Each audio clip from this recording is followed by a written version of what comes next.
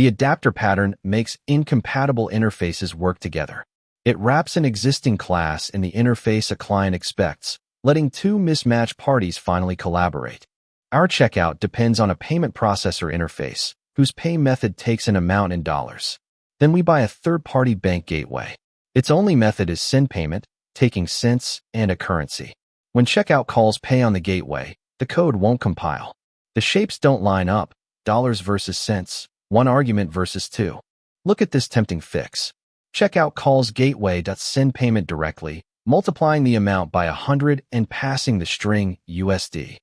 Now the dollars to cents math is duplicated at every call site. Checkout hard depends on the vendor type, so swapping vendors means rewriting checkout entirely. Here's the solution. BankGatewayAdapter implements PaymentProcessor and wraps a bank gateway. Its pay method converts dollars to cents, supplies the currency, then delegates to sendPayment. Now checkout depends only on PaymentProcessor, knowing nothing about the vendor.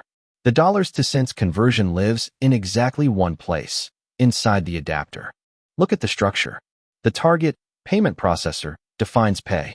BankGateway is the adaptee, with sendPayment using cents and currency. BankGatewayAdapter implements the target while wrapping BankGateway, delegating each call to it.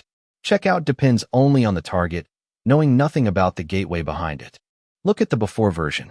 Checkout is cluttered with amount times 100, the string USD, and the concrete bank gateway type. Conversion logic leaks into the client. The after version is far slimmer. Checkout just holds a payment processor and calls pay total. BankGatewayAdapter quietly translates everything. Adding a second vendor? Write one new adapter, never touching checkout. The adapter pattern wraps an incompatible class behind the interface your client expects. The client stays clean and vendor-agnostic. Conversion logic stays isolated, and new providers plug in easily.